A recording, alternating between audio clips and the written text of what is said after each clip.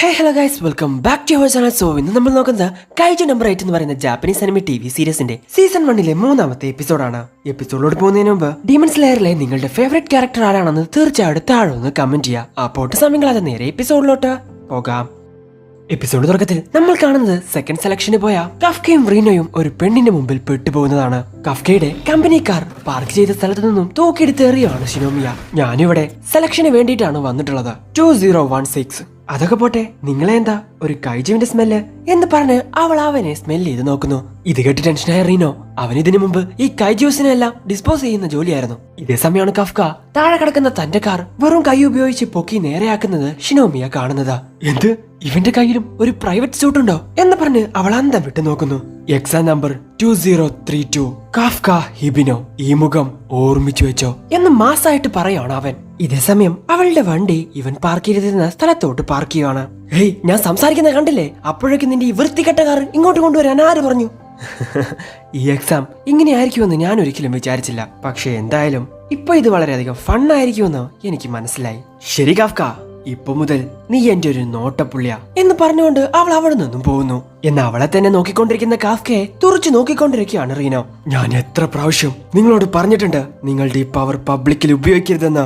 ഏയ്, അങ്ങനെയൊന്നുമില്ല, നീ എന്നോട് ക്ഷമിക്കടാ. നമ്മുടെ കമ്പനിക്കാരായതുകൊണ്ട് അതല്ലേ നമുക്ക് പ്രധാനം. ഓ, നിങ്ങളോടൊന്നും പറഞ്ഞിട്ട് കാര്യമില്ല എന്ന് പറഞ്ഞ് റീന ചൂടാവുന്ന സമയത്താണ്, ഡേയ് ഇവിടെ കിടന്ന് അടികൂടാനാണ് പ്ലാനെങ്കിൽ രണ്ടിനെയും തൂക്കിയെടുത്ത് പുറത്തിടും. ഏയ് സോറി സാർ, ഇനി ആവർത്തിക്കില്ല. അങ്ങനെ അവർ അതിനകത്തോട്ട് പോവാൻ വേണ്ടി നിൽക്കുന്നു.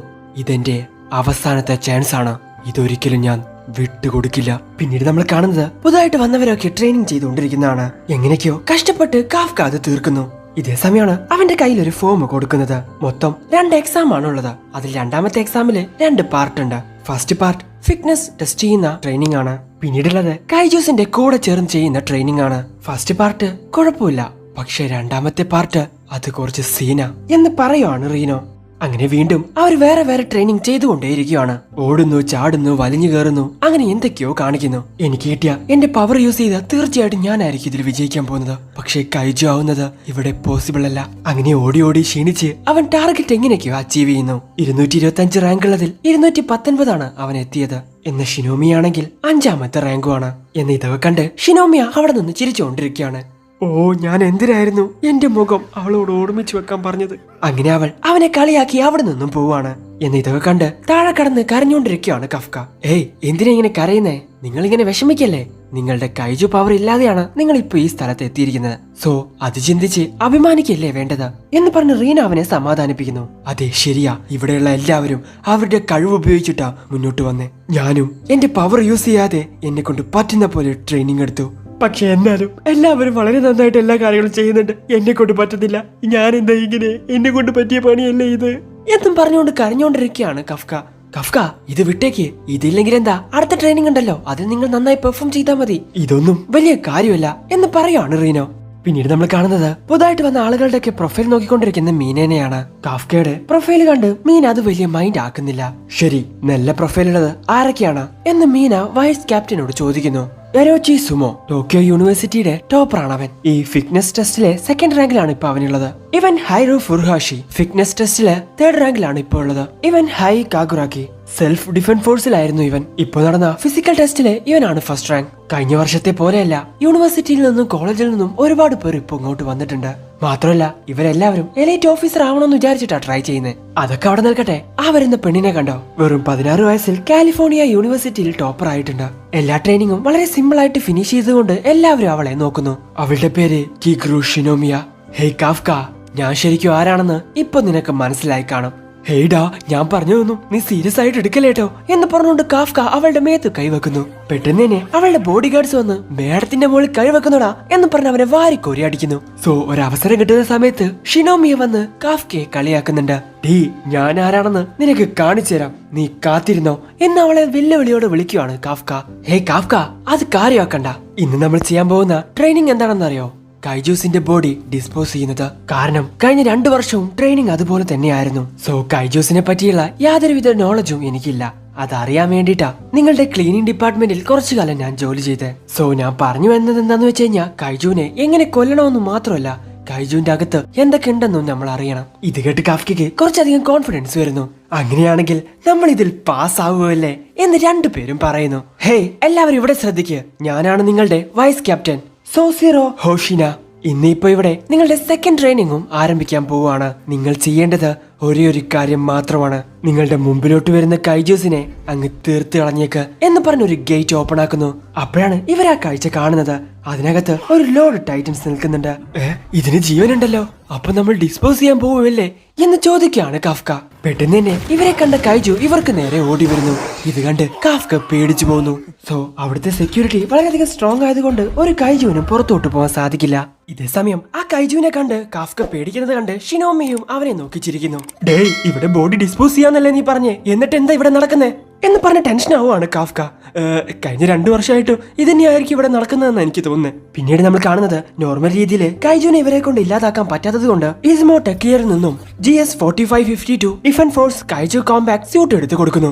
ഈ സ്യൂട്ട് ഇവർ ഇട്ട ഉടനെ തന്നെ ഇവരുടെ ഫിസിക്കൽ പവർ ആദ്യം ഉണ്ടായിരുന്നേക്കാൾ വളരെയധികം കൂടും. മാത്രമല്ല ഈ സ്യൂട്ട് ഉണ്ടാക്കിയിരിക്കുന്നത് തന്നെ കൈജുവിന്റെ മെറ്റീരിയൽസ് ഉപയോഗിച്ചിട്ടാണ്. അങ്ങനെ ഇവരുടെ കോമ്പാക്ട് പവർ എത്രയാണെന്ന് പറഞ്ഞ് അവർ മെഷർ ചെയ്തുകൊണ്ടിരിക്കുകയാണ്. ഹിനോ ഇച്ചികാവ കോമ്പാക്ട് പവർ 8%, ഹറൂസി ഇസുമോ 18%, ഹറുഗി കാഗുറാക്കി 50%, ഹറാഗി ഹിറുഗാഷി 40%. ഈ സ്യൂട്ട് നിങ്ങൾ എങ്ങനെയാണോ യൂസ് ചെയ്യുന്നത് അതിനനുസരിച്ച് നിങ്ങളുടെ പവേഴ്സ് കൂടിക്കൊണ്ടേയിരിക്കും. ഈ ട്രെയിനിങ് അവസാനിച്ചതിനു ശേഷം 20% കൂടിയിരിക്കണം. പക്ഷെ 10% കൂടിയാൽ തന്നെ നമുക്കൊരു ഭാഗ്യമാണ് സാർ.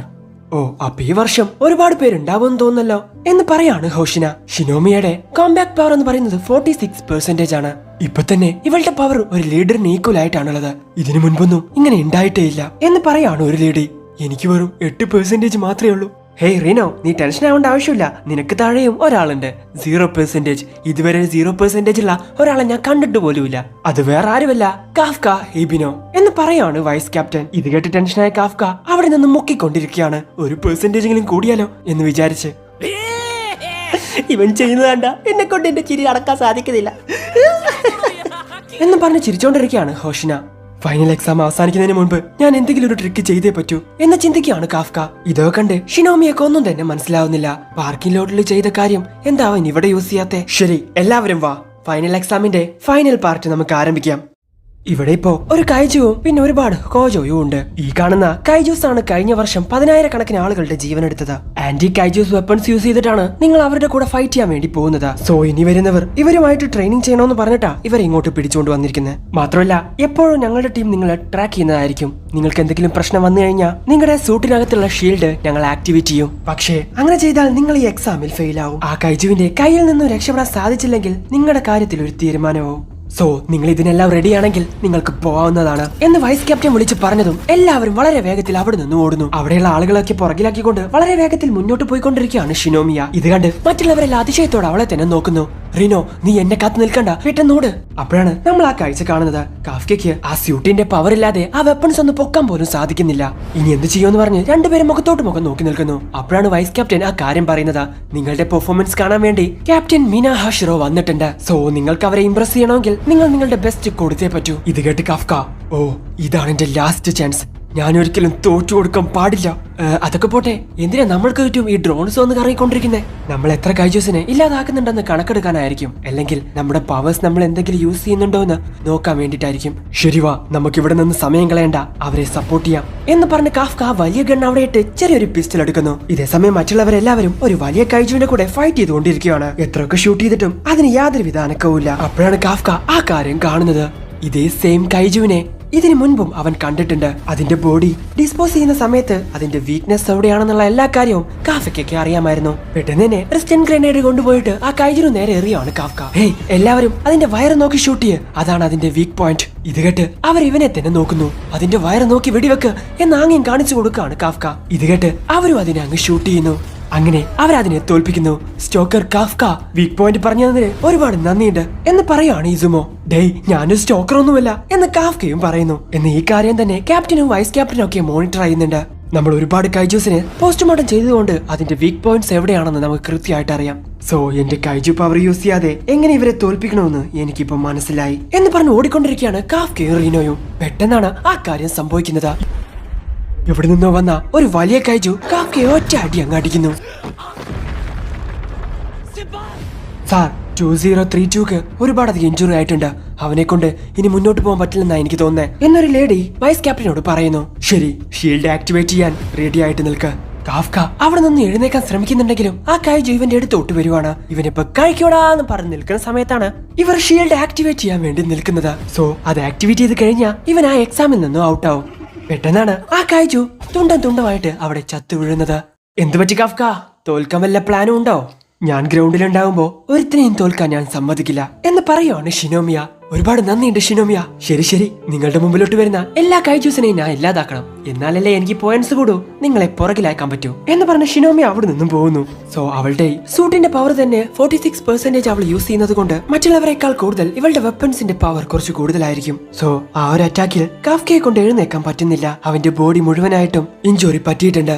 ഹേയ് കാഫ്ക, നിന്റെ ബോഡി മുഴുവനായിട്ടും ഇഞ്ചുറി ആയിട്ടുണ്ട് എന്ന് വിളിച്ച് പറയുവാണ് വൈസ് ക്യാപ്റ്റൻ. സോ ഇങ്ങനെ പോയി കഴിഞ്ഞാൽ താൻ ഔട്ട് ആവുമെന്നുള്ള കാര്യം കാഫ്കയ്ക്ക് മനസ്സിലാവുന്നു. ഞാൻ മാത്രമാണ് സ്യൂട്ടിന്റെ പവർ 0% യൂസ് ചെയ്യുന്നത്. അങ്ങനെയുള്ള ഞാൻ എങ്ങനെ ഇനി മുന്നോട്ട് പോകും? കഴിവുള്ളവർ എന്നെ ക്രോസ് ചെയ്ത് പോയിക്കൊണ്ടേയിരിക്കുവാണ്.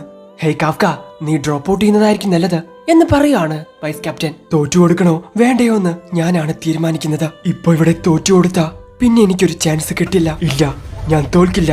അങ്ങനെ തോറ്റു കൊടുക്കാൻ എനിക്ക് മനസ്സില്ല എന്ന് പറയുവാണ് കാഫ്ക. സോ അവിടെ വെച്ച് എപ്പിസോഡ് അവസാനിക്കുന്നു.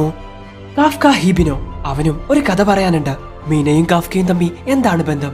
എന്തായാലും നിങ്ങൾക്ക് ഇവിടെ ഇഷ്ടപ്പെടാൻ ലൈക്ക് ചെയ്യുക, ഷെയർ ചെയ്യുക, സബ്സ്ക്രൈബ് ചെയ്യുക, അടുത്ത എപ്പിസോഡ് അടുത്ത ദിവസം വരാതെ ബൈ.